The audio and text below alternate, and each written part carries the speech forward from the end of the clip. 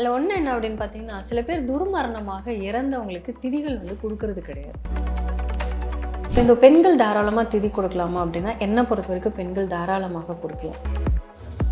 இன்றைக்கி பாலை சொல்கிறாங்க, குடிக்க வேண்டான்னு சொல்கிறாங்க, என்ன ஆரோக்கியம் இல்லைன்னு சொல்கிறாங்க, எதோ சொல்கிறாங்க. ஆனால் நம்மளை காப்பாற்றினது அந்த பால் தான்.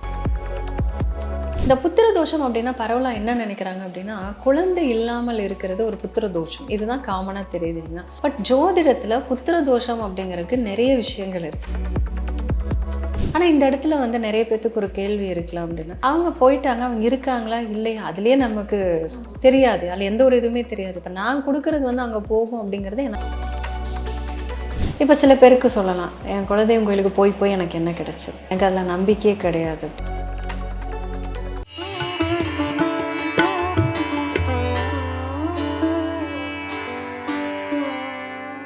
பிரணவ மந்திரம் நேயர்களுக்கு அன்பு வணக்கம். பொதுவாக ஒரு வருடத்தின் உத்தராயண தட்சிணாயன காலத்தில் வரக்கூடிய அமாவாசைக்கு எப்பவுமே சக்தி அதிகம் அப்படிங்கிறது நம்ம எல்லாருக்குமே தெரியும். வர இருக்கிற இந்த ஆடி அமாவாசையானது எவ்வளவு சக்தி வாய்ந்தது, அன்னைக்கு நம்ம எந்த மாதிரி திதிகள் கொடுக்கணும், தானங்கள் கொடுக்கணும், அதை தாண்டி இன்னும் வித்தியாசமாக அதற்கும் தாண்டி என்ன செய்யலாம் அப்படிங்கிறத இன்னைக்கு நமக்கு ஒரு கிளாரிட்டி கொடுக்கறதுக்காக கோட்டு மொழி ஜோதிடர் சத்யா அவர்கள் நம்ம கூட அணிஞ்சிருக்காங்க. மேம் வணக்கம். வணக்கம். உங்களோட ஒவ்வொரு பதிவுமே என்னன்னா மற்றதை விட கொஞ்சம் வித்தியாசமா இருக்கு. வாழ்வியல் முறைப்படி நம்ம என்ன செய்யலாம், தானங்கள் ஆகட்டும், அதே மாதிரி ஒரு பண்டிகை கொண்டாட்டமாகட்டும், எதுவா இருந்தாலும் ஒரு வித்தியாசமான ஒரு அணுகுமுறையா இருக்கு. இந்த முறை இந்த பெரிய ஆடி அமாவாசை அப்படிங்கிறத நேயர்களுக்கு தெரியும், அது திதி அப்படிங்கிற ஒரு விஷயம். அதை தாண்டி முறையாக நம்ம எப்படி செய்யணும்? பொதுவாக பார்த்தீங்கன்னா, நம்ம எதனுடைய கலவை அப்படின்னா அணுக்களினுடைய ஒரு கூட்டமைப்பு அப்படின்னு தான் நம்மளை சொல்லுவோம். ஸோ இந்த அணுப்பதிவில் நம்மளுடைய 7 தலைமுறையினருடைய டேட்டா பேஸுமே அதில் இருக்கும். இதெல்லாம் சேர்ந்த கலவை தான். நான் தனி அப்படிங்கிறது சொல்கிறது கிடையாது. நமக்குள்ளே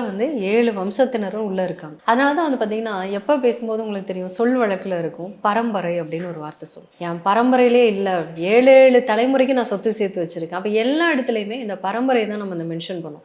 இந்த முன்னோர்கள் அப்படிங்கிறவங்க நம்மளுடைய வேற எங்கேயும் கிடையாது, நம்ம தான். இறந்த நம்மளுடைய பெரியவர்களுக்கு இந்த திதி கொடுக்கறது அப்படிங்கிறது நம்முடைய சாஸ்திரத்துல மிக மிக முக்கியமான ஒரு விஷயமாக பார்க்கப்படும். ஒவ்வொருத்தரும் இந்த இறந்த ஒரு திதி அப்படிங்கிறது நம்ம இது பண்ணுவோம், 16ஆம் நாள் பண்ணுவோம். ஸோ அந்த மாதிரி காரியங்கள் பண்ணுவோம், வருட திதி அப்படின்னு கொடுப்போம். ஆனால் ஒவ்வொரு அமாவாசை நம்மளுடைய முன்னோர்களுக்கு பார்த்தீங்கன்னா நம்ம அந்த தர்ப்பணங்கள் இதெல்லாமே கொடுப்போம். திதி காரியங்கள் மாதம் வர அமாவாசையில் பண்ணுவோம். ஆனால் அதில் ஆடி அமாவாசையும் தை அமாவாசை அப்படிங்கிறது ரொம்ப ஸ்பெஷலான ஒன்று. காரணம் என்ன அப்படின்னு பார்த்தீங்கன்னா, நீங்கள் சொன்னதுதான், உத்தராயணத்தில் ஆரம்பிக்கக்கூடியது, தட்சிணாயணத்தில் ஆரம்பிக்கக்கூடிய 2 அமாவாசைகள் இருக்கு. இது ஒரு நம்மளுடைய சாஸ்திரத்தில் ஒரு நம்பிக்கை என்ன அப்படின்னு கேட்டிங்கன்னா, இந்த 2 பெரிய அமாவாசைகளில் கொடுக்கப்படுகின்ற அந்த திதி, இந்த மீதி இருக்கக்கூடிய ஒரு 12 மாதங்களில் நம்மளால கொடுக்க முடியலனாலும் பரவாயில்ல, இது 2ல் ஏதாவது ஒன்று கொடுத்துட்டோம் அப்படின்னாலே அது முன்னோர்களை போய் சேர்ந்துரும், அந்த முன்னோர்களினுடைய பூரணமான ஆசை நமக்கு கிடைக்கும் அப்படிங்கிற ஒரு நம்பிக்கை இதில் இருக்கு. அந்த வரிசையில் பார்த்தீங்கன்னா, இப்போ வரப்போகிற ஆடி அமாவாசை. இந்த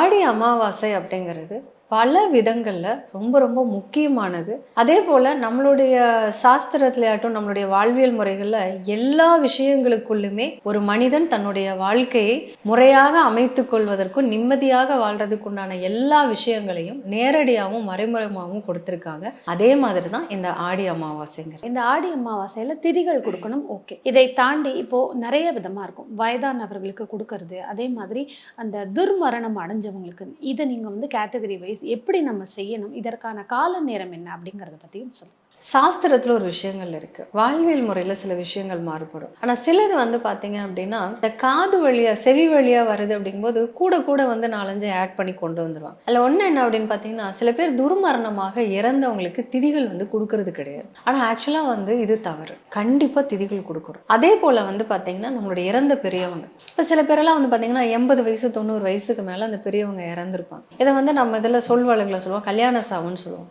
அவங்களுக்கும் பார்த்தீங்கன்னா சிலது கொடுக்கறதே கிடையாது. அவங்க தான் நல்லா வாழ்ந்து அனுபவிச்சு போயிட்டாங்களே அப்படின்னு சொல்லிட்டு அவங்களுக்கு அந்த திதிகள் கொடுக்கறது கிடையாது. ஆக்சுவலாக அதுவும் தவறு. கண்டிப்பாக அந்த திதி அப்படிங்கிறது அவர்கள் துர்மரணமாக இறந்திருந்தாலும் சரி, இல்லை வயது மூப்பில் இறந்திருந்தாலும் சரி, கண்டிப்பாக திதிகள் கொடுக்கணும். ஒன்று. ரெண்டாவது வந்து பார்த்தீங்க அப்படின்னா, இந்த திதிகள் வந்து எங்கே கொடுக்கணும் அப்படிங்கிறப்போ, பொதுவாக அவங்களுக்கு தெரியும், இது வந்து ஓடுகின்ற தண்ணிக்கு ஜீவன் அது. ஸோ அந்த ஆற்றங்கரை ஓரத்தில் இருந்து தான் இந்த திதிகள் கண்டிப்பாக கொடுக்கணும். அப்போ இது யார் கொடுக்கணும்? இப்போ ஒருத்தங்க இறந்துட்டாங்க அப்படின்னா அவங்களுடைய குழந்தைகள் அதை கொடுக்கணும். இப்போ வந்து அப்பா இருக்கார், இப்போ தாத்தா வந்து இறந்துட்டாங்க, தாத்தா இல்லை பாட்டி இறந்துட்டாங்க, அவங்களுக்கு வந்து தர்ப்பண காரியம் பண்ணணும் அப்படிங்கிறப்போ அப்பா இருந்தார் அப்படின்னா அப்பா தான் கொடுக்கணும், பேரன் கொடுக்கக்கூடாது. ஸோ அப்பா அதை செய்யணும். ஒருவேளை அப்பா அதை செய்ய முடியாத பட்சத்தில், இப்போ அப்பாவுக்கு உடம்பு சரியில்லை, அப்பா வீட்டில் படுத்திருக்காங்க, ஹாஸ்பிட்டலில் இருக்காங்க அப்படி, ஆனால் இந்த திதி வந்து கொடுத்தாகணும் அப்படிங்கிறப்போ இங்கே பேரன் என்ன செய்யலாம்? அப்போ இவர் வந்து பிண்டம் வச்சு கொடுக்கலாமா அப்படின்னா இவர் பிண்டம் வச்சு கொடுக்கக்கூடாது. ஆனால் வந்து பார்த்தீங்கன்னா வீட்டில் படையல் வச்சுப்பாங்க. அந்த முன்னோர்களுக்கு வந்து அவங்களுக்கு பிடித்த பொருட்கள் அதை வந்து படையலாக வச்சு ஒரு ஆத்மார்த்தமாக அவங்களுக்கு இந்த சரீரத்தையும் இந்த மனதையும் இந்த திறமை எல்லாமே அவங்க கிட்ட இருந்து வந்தாங்க. ஸோ அதுக்காக அவங்களுக்கு ஒரு நன்றியை சொல்லிட்டு காக்காய்க்கு வந்து சாதம் வைப்போம் இல்லைங்களா? ஸோ அது மாதிரி முன்னோர்களுக்கு வச்சு தான் நம்ம அங்கே கொடுத்தோம். இதை தாண்டி நிறைய பேருக்கு வந்து வீட்டில் ஆண் வாரிசே இருக்காது. ஸோ அது அவங்க கூட பிறந்தவங்களா இருக்கலாம், அதே மாதிரி அப்பா அம்மா தாத்தா பாட்டி இவங்களுக்கு திதி கொடுக்கணுங்கிற ஆசை இருக்கும். சில பேர் கணவனை இழந்தவர்களும் இருப்பாங்க, என்னுடைய கணவனுக்கு நானே செய்யணும் அப்படிங்கிற மாதிரி. இவர்களுக்கு ஏதாவது ஒரு அதற்குன்னு இடம் இருக்கா? இவங்க எப்படி எந்த முறையில் செய்யலாம்? பொதுவாக வந்து பார்த்தீங்கன்னா பெண்கள் வந்து திதி கொடுக்கக்கூடாது அப்படின்னு சொல்கிறாங்க. ஆனால் என்னுடைய ஒரு பர்சனல் ஒப்பீனியன் வந்து தாராளமாக கொடுக்கலாம் அப்படிங்கிறது தான். ஏன்னா இந்த ஆண் வாரிசு அப்படிங்கிறது அந்த XY அந்த குரோமோசோம்ஸ் பதிவாக அப்படிங்கிறது தான் பார்க்கப்படுது. என்னை பொறுத்த வரைக்கும் ஒரு பெண்கள் அப்படிங்கிறவங்க இன்னொரு வீட்டுக்கு கல்யாணம் ஆனதும் போயிடுறாங்க, அவங்க இன்னொரு வம்சத்தை வாழ வைக்கிறதுக்காக அங்கே போயிடுறாங்க. ஸோ அதனால தான் நம்ம அந்த கன்னிகாதானம் பண்ணி கொடுக்குறோம். ஸோ அதனால இந்த பிறந்த வீட்டோட அவங்களுடைய தொடர்பு முடியுது அப்படின்னு சொல்கிறாங்க. ஸோ அந்த மாதிரியான விஷயங்கள் வந்து என்னால் ஏற்றுக்க முடியும். இந்த பெண்கள் தாராளமாக திதி கொடுக்கலாமா அப்படின்னா என்னை பொறுத்த வரைக்கும் பெண்கள் தாராளமாக கொடுக்கலாம். ஒன்று இல்லைங்க, எங்களுடைய குடும்பத்தில் அதை ஒத்துக்க மாட்டாங்க, இன்னும் எனக்கும் வந்து நான் அந்த ஒரு பழக்க வழக்கங்களே வளர்ந்துட்டேன், என்னால் இதை வந்து மாற்றி திதிகள் கொடுக்க முடியாது, அட் த சேம் டைம் எனக்கு இதை கொடுக்க முடியலையே, ஏன்னா எங்கள் அப்பாவுக்கு வந்து ஆண் வாரிசு கிடையாது, நாங்கள் எல்லாருமே பெண்களாக இருக்கிறோம், அப்படிங்கிறப்போ எங்களுக்கு வந்து அது கஷ்டமாக இருக்குது, ஏதாவது ஒரு வகையில் அதை பண்ணணும்னு நினைக்கிறேன். அப்போ இதுக்கு ஏதாவது ஒரு சோர்ஸ் இருக்கா அப்படின்னு நிறைய பெண்களுக்கு அது இருக்குது. ஸோ அதுக்கு வந்து பார்த்திங்கன்னா இந்த கும்பகோணம் பக்கத்தில் ஆதி விநாயகர் கோவில் அப்படின்னு தில தர்ப்பணபுரி அப்படின்னு சொல்லுவோம். ஸோ அந்த கோவிலில் போயிட்டு தாராளமாக பண்ணி அங்கே மோட்ச தீபம்னு இருக்கும். ஸோ கடைசியாக அங்கே இருக்கக்கூடிய பூஜை முறைகள் எல்லாம் முடிச்சுட்டு நீங்கள் உங்களுடைய பெற்றோர்களுக்காக தாராளமாக அங்கே செய்யும்போது அது அத்தனை அமாவாசைகளுக்கும் நீங்கள் செய்த புண்ணியம் தர்ப்பணம் பண்ணால் என்ன கிடைக்குமோ அந்த ஒரு நாளில் உங்களுக்கு கிடைக்கும். இப்போ அந்த கோவில் என்ன ஸ்பெஷல் அப்படின்னு பார்த்தீங்கன்னா இந்த கோவிலோட பேரே பார்த்தீங்கன்னா ஆதி விநாயகர் கோவில் அப்படிங்க. பொதுவாக நமக்கு விநாயகர் அப்படின்னா அது வந்து யானை தலையோடு பார்த்து தான் நமக்கு பழக்கம். ஆனால் அங்கே வந்து பார்த்தீங்கன்னா மனித தலையோடு இருக்கக்கூடிய விநாயகரனுடைய ஸ்வரூபம் தான் அங்கே இருக்குது. அப்போ அந்த விக்கிரகம் அப்படின்னா எவ்வளோ பழமையான ஒரு கோவிலாக இருக்கும்னு பாரு. அது மட்டும் இல்லாமல் அங்கே வந்து ராமர் தன்னுடைய தந்தைக்கு தர்ப்பணம் கொடுத்தார். அப்போ எங்கே போயும் அவருக்கு அந்த இது கிடைக்காத ஒன்று இந்த கோவிலில் அங்கே தர்ப்பணம் கொடுக்கும் பொழுது அவங்களோட தந்தையை போய் சென்றடைஞ்சதாக அங்கே ஒரு புராண தன்மை அங்கே இருக்குது. அடுத்து இன்னும் இங்கே ஒரு ஸ்பெஷல் என்ன அப்படின்னு பார்த்தீங்கன்னா இங்கே ஒரு பெரிய கோசாலை இருக்குது. ஸோ கோசாலையில் என்ன ஸ்பெஷல்? நிறைய இடங்கள்ல கோசாலை இருக்குது. இந்த இடத்தினுடைய கோசாலைக்கு என்ன ஸ்பெஷல் அப்படின்னா பசுவை பற்றி நிறைய பேர் நிறைய சொல்கிறாங்க. என்னை பொறுத்த வரைக்கும் பசு அம்மா. ஏன்னா இன்னைக்கு வந்து பாலை குடின்னு சொல்கிறாங்க, குடிக்க வேண்டாம்னு சொல்கிறாங்க, என்ன ஆரோக்கியம் இல்லைன்னு சொல்கிறாங்க, எதோ சொல்கிறாங்க. ஆனால் நம்மளை காப்பாற்றினது அந்த பால் தான். ஸோ நமக்கு வந்து பால் குடிக்கக்கூடாது அப்படிங்கிற விஷயமெல்லாம் தெரிஞ்ச இடத்துலயே நம்ம இருந்தோம் இல்லைங்க. அந்த டைமில் அம்மாவுக்கு மாற்றாக இருந்தது இந்த அம்மா தான் நமக்கு பால் கொடுத்து. ஸோ அந்த பசுவை வந்து பராமரிக்கக்கூடிய ஒரு இடம். ஆனால் அந்த இடம் எப்பேற்பட்ட இடம் அப்படின்னா எத்தனையோ பேர் முன்னோர்களுக்கு காலங்காலமாக திதிகள் கொடுக்கப்படாமல் அந்த ஆத்மாக்களுக்கு வந்து ஒரு தடவை கொடுத்தாலே அவர்களுக்கு மோட்சத்தை கொடுக்கக்கூடிய அளவுக்கு ஒரு உன்னதமான ஒரு இடத்துல இருக்கக்கூடிய ஒரு கோசாலை. அந்த கோசாலையில் இருக்கக்கூடிய பசுக்களுக்கு அன்னைக்கு நம்ம கொடுக்கக்கூடிய அந்த தானம் அப்படிங்கிறதோ இல்லை தானம் நீங்கள் கொடுக்கலினாலும் பரவாயில்ல, அந்த பசுக்களை கண்ணில் பார்க்கறது அப்படிங்கிறது நமக்கு மகா புண்ணியம் தான். இன்னும் சொல்ல போனால் நம்மளுடைய முன்னோர்களை ஏதோ ஒரு சொரூபமா இல்லை அவங்களுடைய பிளெஸ்ஸிங்கை அந்த பசுக்களில் ஏதோ ஒன்றில் நம்மளால பார்க்க முடியும், நம்மளால உணர முடியுங்கிறது நான் நம்புகிற ஒரு விஷயமா இருக்கு. இதை தாண்டி நிறைய பேர் வந்து பல தலைமுறைகளாக வந்து அவங்க அப்பாவுக்கோ தாத்தாவுக்கோ இந்த திதியை கொடுக்கறதுக்கான வாய்ப்புகள் இருக்காது. இறந்த திதிகளுடைய அந்த ஒரு தெரியாமல் இருக்கலாம். வெளிநாட்டில் இருக்கலாம், இல்லை அந்த ஃபேமிலியே இப்போ டச்லேயே இல்லை, நாங்கள் தனியாக தான் வாழறோம், இப்படி இருக்கிறவங்களுக்கு ஜாஸ்தி இந்த புத்திர தோஷம் அப்படிங்கிறது வந்துருங்கிறாங்க. இது எந்த அளவுக்கு உண்மை? இது ஜாதக ரீதியாக எப்படி வெளிப்படும்? கண்டிப்பா ஜாதக ரீதியா புத்திர தோஷத்தை சுட்டி காமிக்குதானா? கண்டிப்பா சுட்டி காமிக்குது. இது யாருக்கெல்லாம் அந்த புத்திர தோஷம் அப்படிங்கிறது இருக்குன்னா, சில பேர் நினைக்கிறாங்க நான் பெரியவங்களுக்கெல்லாம் மரியாதை கொடுக்குறேன், நான் வந்து எந்த ஒரு ஆத்மாவையும் காயப்படுத்தலை, நான் நல்ல விதமான வாழ்க்கையில தான் வாழ்ந்துட்டு இருக்கேன் அப்படின்னு சொல்றாங்க. ஆனா அவங்க ஜாதகத்துல அந்த புத்திர தோஷம் இருக்கு. அப்ப இது எங்கிருந்து வருது அப்படின்னா, ஏற்கனவே நம்ம சொன்ன மாதிரி அணுக்களினுடைய ஒரு கூட்டமைப்பா தான் இருக்கிறோம் நம்ம. அப்படின்னா அந்த அணுக்களுக்குள்ள யார் இருக்காங்க அப்படின்னா நம்மளுடைய முன்னோர். இப்ப நம்ம தான் நல்லவங்களா இருக்கோம் அப்படின்னா நம்மளுடைய அப்பாக்களோ தாத்தாக்களோ இவங்களுக்கு தெரிஞ்சிருக்கலாம், இல்லை தெரியாம இருக்கலாம். முன்னோர்களுக்கு மரியாதை செய்கின்ற இந்த விஷயங்கள் வந்து அவங்களுக்கு தெரியாம இருந்துக்கலாம். ஸோ இந்த மாதிரி தர்ப்பண காரியங்கள், இந்த திதிகள் கொடுக்கறது அப்படிங்கிறது பல காலங்கள் வந்து நடக்காம இருக்கிற ஒரு ஜாதகங்கள்லயும் இந்த புத்திர தோஷத்தை பார்க்க முடியும். இதை பித்ரு சாபம்னு சொல்றாங்க. பட் இதை வந்து பித்ரு சாபம் மட்டும் கிடையாது, ஏன்னா அதுக்கு இன்னும் நிறைய விஷயங்கள் உள்ளுக்குள்ள இருக்கு. பட் புத்திர தோஷத்துல இது கனெக்ட் ஆகுதா அப்படின்னா நான் பார்த்த ஜாதகங்களை இது கனெக்ட் ஆகத்தான் செய்யுது. இந்த புத்திர தோஷம் அப்படின்னா பரவலா என்ன நினைக்கிறாங்க அப்படின்னா, குழந்தை இல்லாமல் இருக்கிறது ஒரு புத்திர தோஷம், இதுதான் காமனா தெரியுது இல்லைங்களா. பட் ஜோதிடத்துல புத்திர தோஷம் அப்படிங்கிறதுக்கு நிறைய விஷயங்கள் இருக்கு. ஒண்ணு, குழந்தை இல்லாமல் இருக்கு. ரெண்டாவது வந்து பாத்தீங்கன்னா அடுத்தடுத்து அந்த குழந்தைகள் வந்து இவங்களுக்கு கரு உருவாகும் ஆனா அழிஞ்சிடும், அந்த மாதிரி இருக்கிறது இங்க புத்திர தோஷம். சில பேருக்கு வந்து பாத்தீங்கன்னா குழந்தை பிறந்து சில வருடங்கள்ல அந்த குழந்தை இதாயிடும். ஸோ அந்த மாதிரி இருக்கிறது. அதுக்கப்புறம் வந்து பாத்தீங்கன்னா குழந்தை பிறந்து அதை வளர்த்தி அது ஒரு லெவலுக்கு வந்ததுக்கப்புறம் நம் கண் முன்னாலேயே நம்மளுடைய குழந்தையை வந்து இழக்குது. ஸோ அந்த மாதிரி சில பேருக்கு ஏன்னா விபத்துக்கள்லையோ இல்லை நோய் உற்றோ ஏதோ ஒன்று நடக்கும்போது அந்த ஒரு வலி வேதனை இருக்கு இல்லைங்களா, அது உண்மையிலேயே மகா கொடுமை. ஏன்னா கண்ணு முன்னாடி தொட்டு உணர்ந்து இத்தனை வருஷம் வளர்த்தி அதுக்கப்புறம் அது இழக்கிறது அப்படிங்கிறது ரொம்ப பெரிய வலி. என்னை பொறுத்தவரைக்கும் அது ஒரு கடுமையான புத்திர தோஷம்.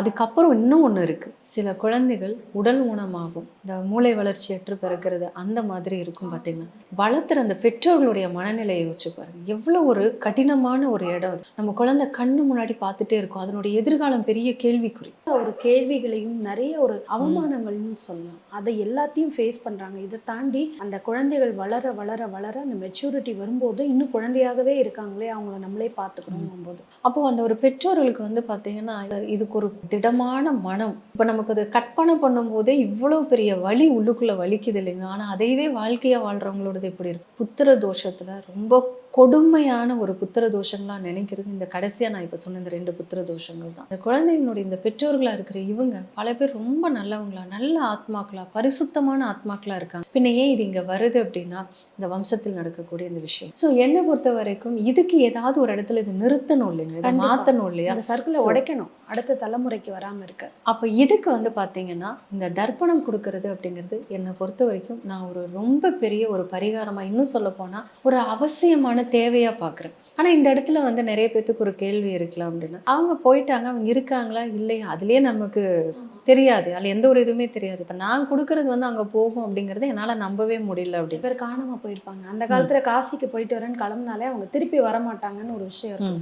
ஏன்னா கால்நடையாக போவாங்க, வருடக்கணக்கு ஆகும் அவங்க போய் சேர்றதுக்கே. அதுக்கப்புறம் அங்கே இருக்கிற முறைகள்லாம் பார்த்து திருப்பி வந்தவங்கன்றது ரொம்ப கம்மி. சில பேர் தொலைஞ்சு போயிருப்பாங்க, வயசானவங்க அட்ரஸ் தெரியாமல் தொலைஞ்சு போயிருப்பாங்க, குழந்தைகள் தொலைஞ்சு போயிருப்பாங்க. இவங்கெல்லாம் இருக்காங்களா இல்லையான்னு தெரியாமே இருக்கும். இப்போ இவங்களுக்கெல்லாம் எப்படி தெரியாமல் எப்படி திதி கொடுக்க முடியும் அப்படிங்கிற ஒரு கேள்வி. நல்லா சாஸ்திரம் கற்று ஜோதிடத்துலேயும் புலமையாக இருக்கிறவங்க அவங்க இருக்காங்களா இல்லையா அப்படிங்கிறது பிரசன்ன மாதிரி நிறைய விஷயங்களில் வந்து இது சொல்ல முடியும். ஸோ அந்த மாதிரி இருக்கும்போது அவங்களுக்கும் இந்த தர்ப்பண காரியங்கள், அவங்க இறந்துட்டாங்க அப்படிங்கிற விஷயம் தெரியும் போது தாராளமாக அவங்களுக்கு நம்ம கொடுக்கலாம். ஸோ இதை வந்து கண்டிப்பாக செஞ்சே ஆகணுமா அப்படின்னா என்னை பொறுத்த வரைக்கும் இது ஒரு கண்டிப்பாக செய்தே ஆகணும் அப்படின்னு நான் கொடுக்குறது அவங்களுக்கு போகும் அப்படிங்கிறதுல என்ன நம்பிக்கை இருக்குது. பட் என்ன இது நான் இது எப்படி பார்க்குறேன் அப்படின்னா, நம்ம வந்து குழந்தைய வளர்த்துறோம், இந்த குழந்தைய வளர்த்தி நாளைக்கு கொண்டு வந்து அவன் பெரிய ஆள் ஆகும் அப்படின்னு சொல்லி நினைக்கிறோம். ஓகே ரைட், நாளைக்கு அந்த குழந்தை நம்மளை பார்த்துக்குமா பார்த்துக்காதாங்கிறது என்ன நம்பிக்கை. அப்போ நம்ம எல்லா பெற்றவங்களும் என்ன சொல்லுவோம் அப்படின்னா, பார்த்துக்கிறானோ பார்க்கலையோ அவங்க நல்லா இருந்தால் போதும், செய்ய வேண்டியது என்னுடைய கடமை, நான் என் கடமையை செய்யறோன்னு சொல்லுவேன். அதே போல தான்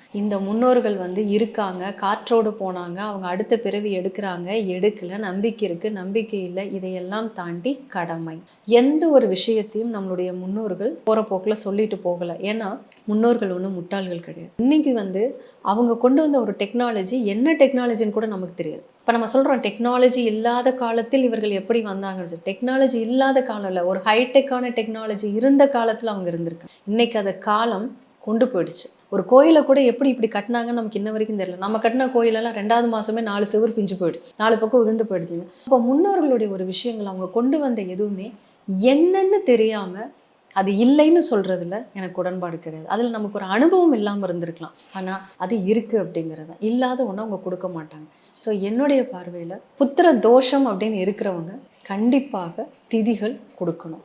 இதுக்கு முன்னாடி நான் எதுவுமே கொடுக்கல அப்படிங்கிற நிலை இருந்தாலும் இந்த ஆடி அமாவாசையில் இருந்து அதை ஆரம்பிச்சுக்கணும். முன்னாடி கொடுக்காததெல்லாம் இதில் ஈடுகட்டப்படுமா அப்படின்னா என்னை பொறுத்த வரைக்கும் கண்டிப்பாக ஈடுகட்டப்படும். அதுக்கு தான் இந்த 2 பெரிய அமாவாசை இருக்கு. தானங்கள்னு எடுத்தோம்னா இறுதியாக வந்து ஒரு அவங்க கொடுத்துடுறாங்க, திதி கொடுத்துடுறாங்க, அதுக்கப்புறம் அவங்களுக்கு சாப்பாடு போடுறாங்க. இதை தாண்டி தானங்கள்னால் இந்தந்த தானங்கள் கண்டிப்பாக நீங்கள் கொடுக்கணும் அப்படின்னா என்ன பண்ணணும்? பொதுவாக தானங்கள் அப்படின்னு பார்க்கும்போது இயல்பாகவே நிறைய பேருக்கு அது தெரியும். உணவு தானம் கொடுப்பாங்க, காய்கறிகள் தானம் கொடுப்பாங்க, அந்தணர்களை வர வச்சு அவங்களுக்கு தானங்கள் கொடுப்பாங்க. இது வந்து காமனாக நம்ம எல்லாமே பண்ணுற ஒன்று தான். பட் இதை தாண்டி ஏதாவது தானங்கள் இருக்கா அப்படின்னா என்னை பொறுத்த வரைக்கும் சில தானங்கள் இருக்கு. ஆதரவற்று இருக்கக்கூடிய அந்த ரோட் சைடில் நம்ம பார்க்குறோம் இல்லைங்களா, அந்த பெரியவங்களுக்கு முதல்ல அவங்களுக்கு ஒரு நடக்கிறதுக்கு ஒரு செருப்போ, இல்லை நமக்கு வஸ்திரமோ, இல்லை நமக்கு ஏதாவது அவங்களுக்கு அந்த இருக்கிற இடத்துல ஒரு கொடை இல்லை, வெயில் அலமோதுறாங்க அப்படின்னா நம்மளால என்ன முடியும்? ஒரு சின்ன பாத்திரம் கூட இல்லைன்னு வச்சுக்கோங்களேன். ஃபார் எக்ஸாம்பிள் இவங்க எங்கேயோ போய் அந்த உணவுகளெல்லாம் வாங்கி தான் சாப்பிட்றாங்க அப்படின்னா ஒரு சின்ன ஹாட் பாக்ஸ், ஒருவேளை அவங்களுக்கு மத்தியானம் ஒரு உணவு கிடைக்குது, நைட்டு கிடைக்குமா கிடைக்காதான்னு தெரியாது, ஒருவேளை அது ஹாட் பாக்ஸில் இருந்தால் அவங்க அதை சாயந்தரமாவது சாப்பிட்டுப்பாங்க. ஸோ அந்த மாதிரி இருக்கிற அவங்களுடைய வாழ்க்கை, அந்த ஜீவனை தாங்கி வழிநடத்துறதுக்கு, அந்த தாங்கிறதுக்கு அவங்களுக்கு என்ன நம்மளால முடியும் அதை நம்மளால கொடுக்கலாம். ஸோ இது வந்து ஒரு சின்ன விஷயம், சாதாரணமாக பார்க்குறோம். ஆனால் அவங்க இடத்துலேருந்து யோசிச்சு பாருங்க, அந்த ஒரு பேக் ரொம்ப பெருசு. ஒரு டார்ச் லைட் வாங்கி கொடுக்கலாம். நைட்டு எங்கேயோ ரோட்டில் இருக்காங்க, ஒரு நடந்து போகிறதுக்கு ஒன்றுமே கிடையாது. ஸோ ஒரு டார்ச் லைட் வாங்கி கொடுக்கலாம். இந்த மாதிரி இப்போ நம்ம இந்த ஆடி அமாவாசையில் எப்படி தானங்கள் கொடுக்கணும், எந்த இடத்துக்கு போகணும், இப்படி எல்லாமே ஒரு கலவையாக பார்த்தோம். இதை தாண்டி செய்ய வேண்டிய ஒரு முக்கியமான விஷயம் புத்திர தோஷம் அப்படிங்கிற ஒன்றுக்கு திதிகள் கொடுக்கறது அப்படின்னு இருக்கு. இதை தாண்டி ஒன்று இருக்கிறது என்ன அப்படின்னா நம்மளுடைய அணுக்கள் தன்னைத்தானே புதுப்பித்து கொள்றதா நான் நம்புகிற ஒரு இடம் குலதெய்வம் கோவில். ஒவ்வொருத்தருமே கட்டாயமாக தன்னுடைய குலதெய்வம் கோவிலுக்கு போகணும். குறைந்தது ஒரு 6 மாதத்துக்கு ஒரு முறையாவது கண்டிப்பாக குலதெய்வம் கோயில் போயிட்டு வரும். இப்போ சில பேருக்கு சொல்லலாம், என் குலதெய்வம் கோயிலுக்கு போய் எனக்கு என்ன கிடைச்சது, எனக்கு அதில் நம்பிக்கையே கிடையாது. இங்கே நம்பிக்கை அப்படிங்கிறது அந்த தெய்வத்தை நீங்கள் வணங்குறீங்க வணங்கலை அப்படிங்கிறது மட்டும் கிடையாது. அந்த இடம் நம்முடைய முன்னோர்கள் வந்து நின்று தன்னுடைய மறந்த தன்னை லைக்க வைத்து அந்த கோவிலை சரணடைஞ்ச ஒரு இடம். அப்படி அந்த இடத்துக்கு ஒரு வைப்ரேஷன், அந்த இடத்துல ஒரு 2 மணி நேரம் நம்ம அங்கே இருந்தோம் அப்படின்னாலே நம்மளுடைய அந்த அணுக்கள் ரெஃப்ரெஷ் ஆகும் அப்படிங்கிற ஒன்று நான் மட்டும் இல்லைங்க, இன்றைக்கி நிறைய பேர் அவங்களுடைய வாழ்க்கையில் இதை ஃபீல் பண்ணி உணர்ந்துக்கிட்டு இருக்கிற ஒன்று தான் இது. அந்த குலதெய்வம் கோவிலுக்கு போனவங்க, அதனால் வந்து குலதெய்வம் கோயிலில் மாற்றங்களை சந்தித்த ஒவ்வொருத்தருமே இந்த விஷயத்தை நீங்கள் கேளுங்க சொல்லுவாங்க. ஸோ குலதெய்வத்தின் மேல் நம்பிக்கை இருந்தாலும் போகலாம், குலதெய்வத்து மேலே நம்பிக்கை கிடையாது, நான் என்னத்தான் நம்புகிறேன் அப்படிங்கிறவங்க உங்களுடைய அணுக்களுக்குள்ளே இருக்கிறது உங்களுடைய முன்னோர்கள் தான். ஸோ அவர்கள் நின்ன இடம், அவங்க வந்து போன இடம், அவங்களுடைய மனம் ஒன்றிய ஒரு இடத்துல நம்ம போய் இருக்கும்போது ஆட்டோமேட்டிக்காக நமக்கும் மனம் தெளிவாகும். கண்டிப்பாக ஒரு வருடம் பிறந்தாலே எப்படி பண்டிகைகள் நமக்கு சந்தோஷம் தருதோ, நம்ம தவறுகளை திருத்திக்கிறதுக்கும் இந்த மாதிரி ஒரு திதிகள், இந்த மாதிரி ஒரு விஷயங்களை பெரியவங்க ஏற்பாடு பண்ணி வச்சிருக்காங்க நம்மளை நம்ம உணர்றதுக்கு. ரொம்ப அழகாக சொல்லியிருக்கீங்க. எல்லோருக்குமே ரொம்ப பயனுள்ள ஒரு பதிவாக இருந்தது. நன்றி. நன்றி.